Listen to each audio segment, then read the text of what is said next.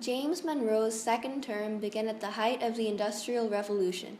The Industrial Revolution began in 1760 in England when the increase of food supply due to the agricultural revolution made feeding workers easier and cheaper.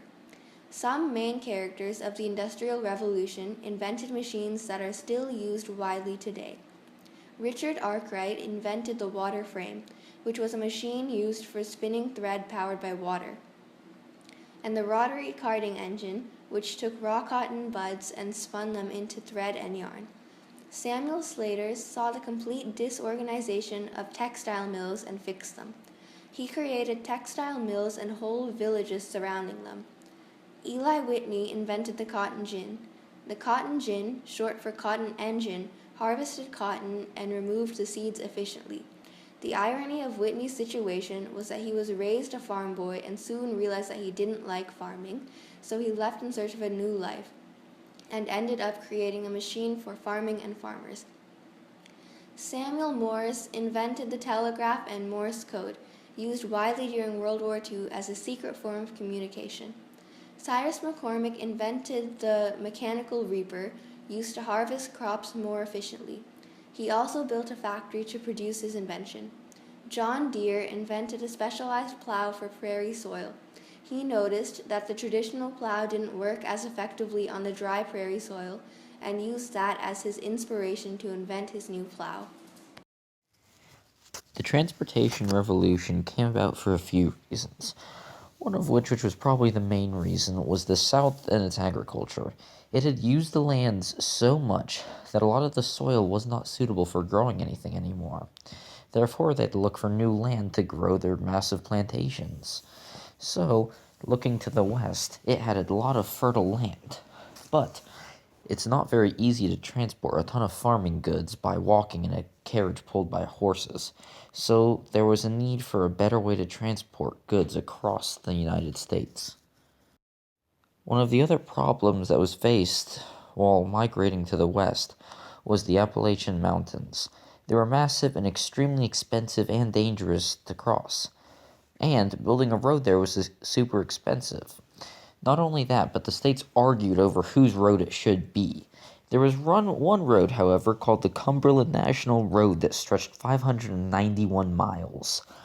It was divided into sections so that different states owned different parts of it. It was one of the big ways to traverse across the United States at the time.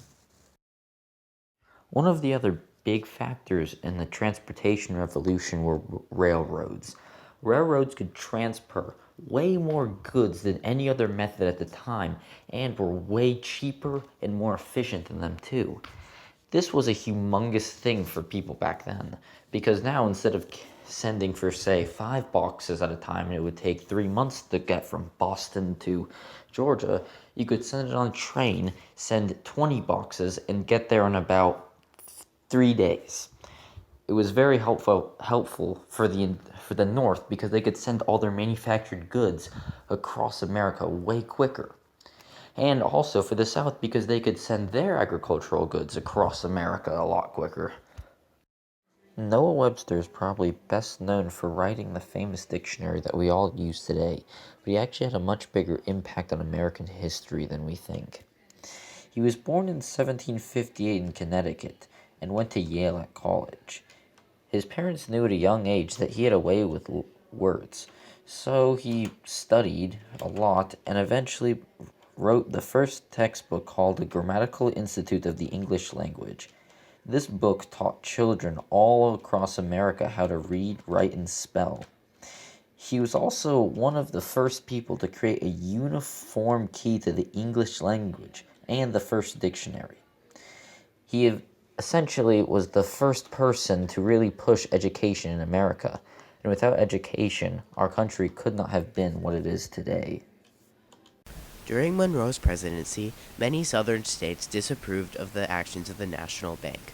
For example, Maryland imposed heavy taxes on the bank to limit its actions and power.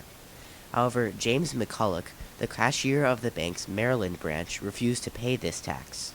Maryland took McCulloch to court, and the case advanced to the Supreme Court, becoming Maryland v. McCulloch in 1819. Soon, a larger issue emerged, and that was the constitutionality of the national bank itself.